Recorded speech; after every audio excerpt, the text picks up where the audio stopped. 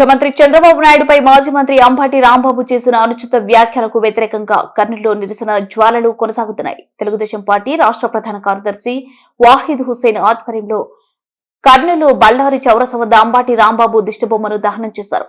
YCP నాయకులు ప్రతిపక్షంలో ఉన్న వారి తీరు మారలేదని వాహిద్ తెలిపారు. అంబటి రాంబాబుపై చట్టపరంగా చర్యలు తీసుకుని ఇలాంటి చర్యలకు పాల్పడకుండా చూడాలని కోరారు.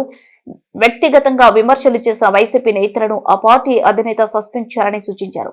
ఇలాగే వైసీపీ నేతలు ప్రవర్తిస్తే వచ్చే ఎన్నికలో వారికి ఒక్క సీటు కూడా రాదన్నారు.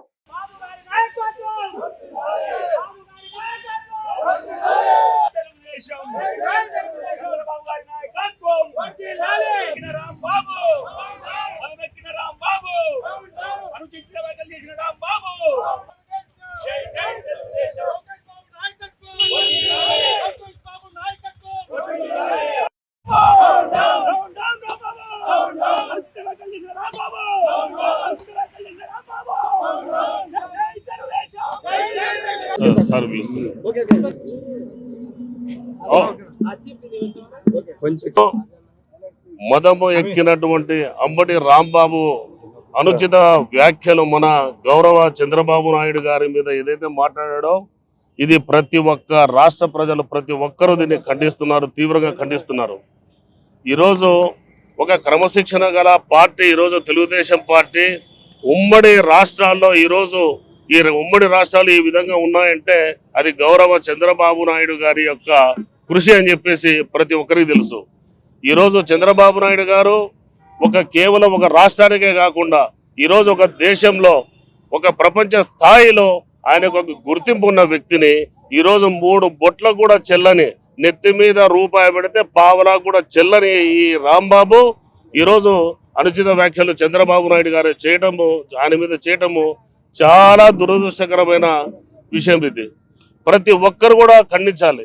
ఈరోజు రాష్ట్ర వ్యాప్తంగా ప్రతి ఒక్క యువకులు మండిపడుతున్నారు.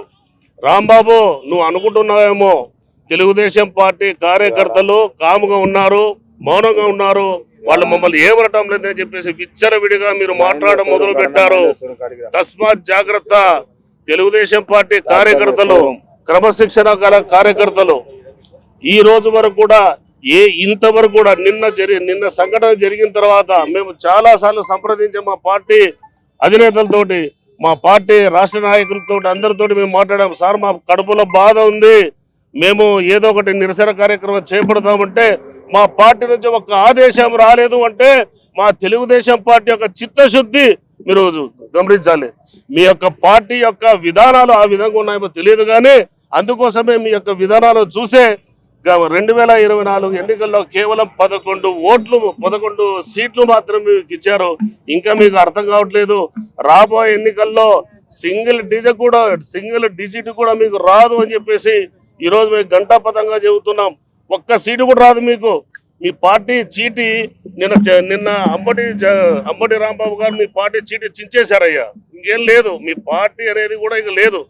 రాష్ట్రంలో ఆల్రెడీ తెలంగాణలో 0 అయిపోయింది, ఆంధ్రప్రదేశ్లో కూడా రాబోయే రోజుల్లో 0 అయ్యే రోజుల్లో ఎంతో దూరం లేవు, దగ్గరలో ఉన్నాయని చెప్పి తెలియజేస్తున్నావు.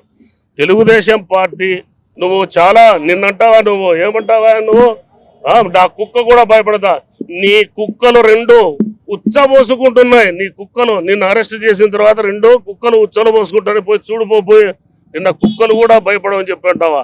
నీకంత అహంకారమా? ఇది చాలా దురదృష్టకరం. ఇటువంటి నాయకులు ఉండటం కూడా చాలా దురదృష్టకరం. ఇటువంటి వాళ్ళు మన రాష్ట్రంలో ఒక పార్టీలో ప్రజాప్రతినిధులుగా ఉండటం అనేది చాలా దురదృష్టకరం. ఈ సందర్భంగా నేను మన ఆంధ్రప్రదేశ్ రాష్ట్ర యువకులకు రిక్వెస్ట్ చేస్తున్నా, రాష్ట్ర ప్రయోజనాలు దృష్టిలో పెట్టుకొని దాదాపు 16-17 గంటలు శ్రమిస్తున్న 74 సంవత్సరాల సుదీర్ఘమైన అవగాహన, సుదీర్ఘమైన అనుభవం గల చంద్రబాబు నాయుడు గారిని ఈ విధంగా మాట్లాడుతున్నారు. మీరందరూ ఇటువంటి వాళ్ళని మీరు బహిష్కరించి రోడ్ల మీద కూడా తిరగకుండా చేసి రాబోయే రోజుల్లో వైసీపీ పార్టీ అనేది ఇక్కడ నామమాత్రం కూడా లేకుండా చేస్తారని